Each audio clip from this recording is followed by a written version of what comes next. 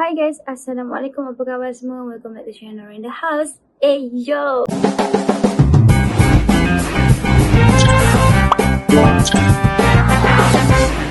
So guys, today Naura nak buat special edition punya. Nak tahu apa dia? So, kenapa Naura panggil special edition? Sebab Naura nak buat cerita hantu or cerita seram. Sebab banyak sangat request dekat Naura. Kak Naura nak dengar cerita seram. Kak Naura cerita hantu. Kak Naura nak cerita banyak sangat. So, this is the right time. I'm gonna tell you guys story yang I nak story untuk korang semua. Let's go! Sebelum tu guys, korang dah subscribe belum channel Naura? Kalau belum, pergi subscribe, okay? Thank you yang dah subscribe. Kisah dia ni bermula daripada saya masa belajar dululah. Masa saya SPM. By the way, saya ni belajar dekat Sabah. Saya sekolah dekat SMK. Adalah dekat tempat tinggal saya lah. Lokasi dirahsiakan. By the way, masa tu umur saya 17 tahun kan. And untuk pelajar yang mengambil SPM ni, kita diwajibkan untuk duduk di asrama. Sebab apa? Sebab untuk memudahkan pelajar ikut kelas tambahan malam, ikut tuition malam. And kita adakan banyak lagi kelas tambahan pada waktu malam lah. So that's why pelajar SPM diwajibkan untuk duduk di asrama. And saya kenalah duduk asrama guys. Lagi satu, masa kita nak dekat-dekat SPM ni, budak form 1, form 2 and tak silap saya form 3 pun terlibat sekali lah. 1, 2, 3 tak dia dekat asrama. Diorang dah balik kampung masing-masing lah.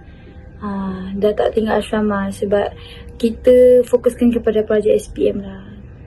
Sinilah kisah dia bermula. Pada first day kita duduk asrama ni, tak ada apa-apa yang berlaku pun. Second day pun tak ada apa-apa yang berlaku. Third day, dia macam ada hint-hint. You know guys, apa tak hint-hint dia? Dom saya ni berdekatan dengan tangga masuk asrama. Macam kita ada 3 aras tau. Aras 1, aras 2, aras 3. Saya punya dom tu dekat aras 2. So dekat aras bawah ni kira macam bilik warden lah. Bilik warden dengan ada lagi beberapa dom. Macam 2 dom, 3 dom macam tu je lah. Tak banyak pun dom kat bawah. And tangga, kita akan guna tangga kanan saja. Contohnya macam ni kan. So sini saja tangga kanan. Tangga kiri ni kita akan tutup kunci. Tak akan boleh naik dari situ. So kita akan naik dari sini saja tangga kanan. So bila naik atas tangga kanan ni, selangkah 2 langkah macam tu dah sampai dah dom saya. Untuk dekat aras 2 lah. Okay, berbalik pada cerita kita tadi. Dekat mana yang kita baru balik daripada prep malam kan. Kelas tambahan malam tu. So kita dah masing-masing balik ke bilik masing-masing. And then biasalah kan, kita macam bila dah kumpul-kumpul dengan kawan-kawan ni, kita ada je kerja nak buat kan. So saya dan kawan-kawan saya ni macam nak lepak-lepak dulu lah dalam dorm kan. Jadi saya ada bawa gitar, macam nak main-main kan. Nak main gitar. Saya main gitar lah malam tu dengan kawan-kawan saya. Nyanyi-nyanyi lagu-lagu kan.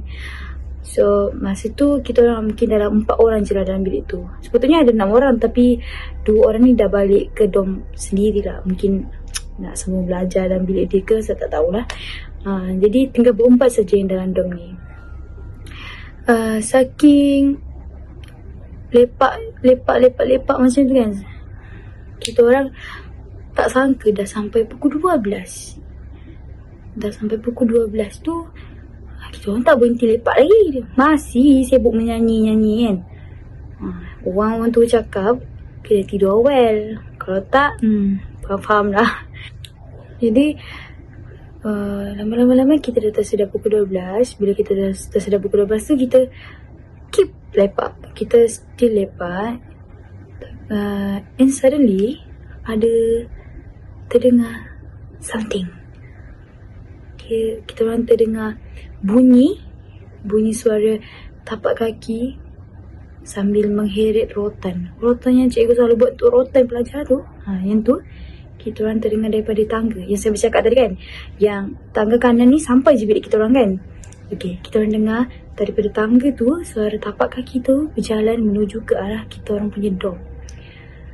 Makin lama bunyi dia makin dekat. Tek tek tek tek. Apa lagi? Dia nak, sebelum dia sampai depan pintu dorm kita orang, masing-masing lari macam huru-hara, and then masing-masing pergi katil, and then berselubung, tutup muka sebab takut kantoi dengan warden. Sebab ingatkan warden, kita pun macam tak tengok siapa, terus tidur je lah, takut kena marah kan. Nanti tak pasal-pasal kena panggil kat perhimpunan esok. Jadi kita orang huru-hara lari ke katil masing-masing, and then bunyi tapak kaki tu macam dia berhenti bila tepat dekat depan pintu dorm. But I still berselubung dalam selimut. Sebab I tak nak kena panggil. So I diam je dalam selimut tu. Kawan saya pun semua diam-diam je. So saya diam je. And then bunyi tu macam saya biarkan dalam 15 saat macam tu. Bunyi tu dah tak ada. Macam bunyi tu tiba-tiba senyap macam tu je.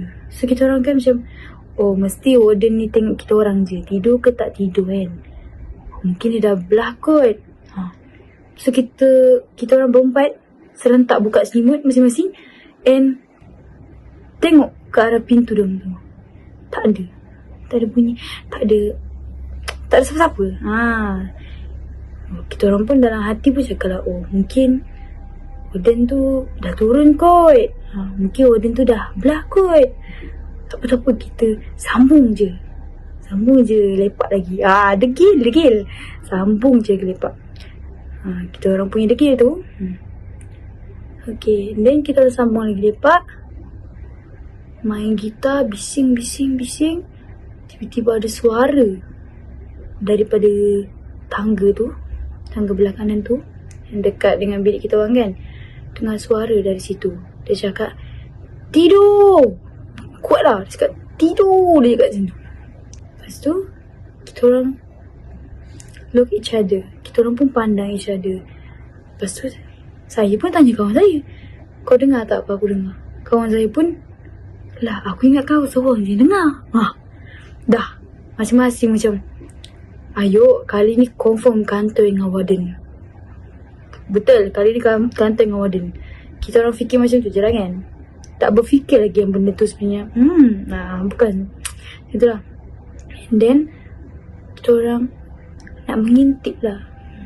Mengintip ke, menghendap dekat tingkap tu, nak tengok warden tu ada ke tak dekat tangga kan. Guess what? Tak ada apa-apa. Lepas tu, by the way, kita orang punya tingkap asrama ni dah kira nazak lah. Maksud saya macam dah, macam ada, tak ada. Macam banyak kosong lah tingkap kita orang. Tingkap kita orang ni macam yang tingkap lama-lama tu, yang buka tutup tu. Macam yang kampung-kampung punya lah, macam tu lah. Lepas tu, tak ada warden ni. Salah dengar kot.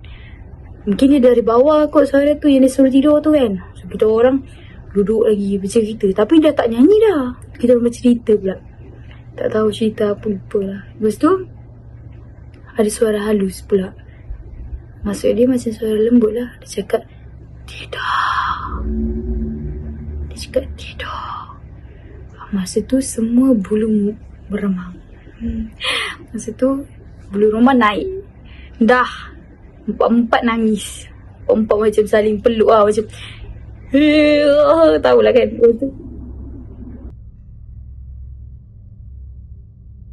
Tahulah kan.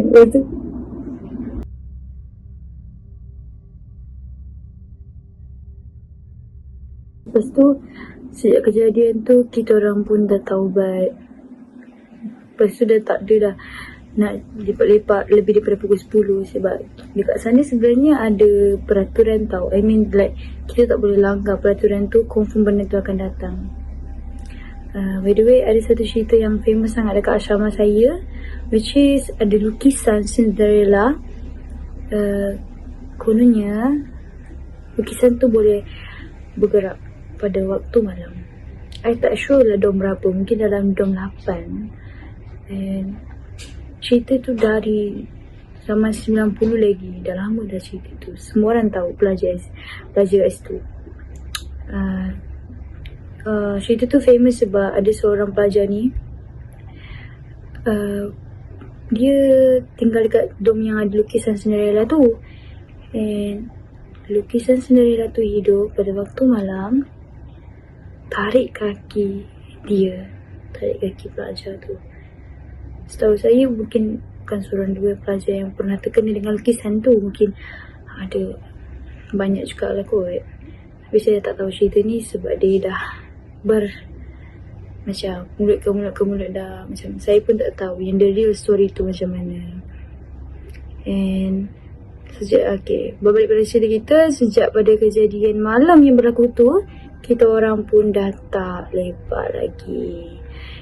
And kita orang pun dah kurang buat kecoh. Maksudnya macam buat bising, gelak-gelak lebih-lebih macam tu. Biasalah perempuan kan kalau lepak suka gelak lebih-lebih. And nak tahu tak, mungkin saya seorang je kot yang rasa benda ni. Selepas daripada kejadian tu, saya masih dikacau. Sebab ada satu loker, kita orang kan berempat je duduk dalam bilik tu. Dan ada satu loker dekat ujung ni. Saya buka loker tu dekat dalam, pada waktu malam lah. Saya buka, tak tahu kenapa tergerak hati nak buka loker tu. Tiba-tiba bau yang busuk yang menyengat hidung saya. Apa lagi, tutup balik, lepas tu pergi dom sebelah, cakap saya terhidu bau ni. Sekali member saya pun nak tengok jugalah kan, dom sebelah ni nak tengok juga betul ke tak bau tu. Betul datang tak ada bau tu pun. Saya seorang je terhidu bau tu. And macam ada juga beberapa hari selang daripada kejadian tu, saya kena ganggu banyak kali jugalah. Dalam satu hari tu, dalam 3 kali saya kena ganggu. Saya nampak sosok Pontianak dekat tepi tingkap. Sebab saya duduk tepi tingkap tau. Saya nampak sosok Pontianak tu lalu dekat tepi tingkap. Saya takut. Saya takut sebab saya seorang je nampak. Jadi saya takut. Tak tahu macam mana nak explain rasa takut tu. Tapi saya lama-lama macam dah biasa dah. Cuma kadang kita manusia mesti ada kelemahan kan. Jadi saya memang tetap takut. Jadi tu je lah cerita saya. Harap korang suka. Untuk korang yang dah subscribe, thank you so much. Yang belum subscribe sekarang. And don't forget to like, comment and share. Thank you so much guys. Kalau korang nak lagi cerita seram ni, korang kena share banyak-banyak video Nora. And Nora akan cerita lagi untuk part seterusnya. Thank you.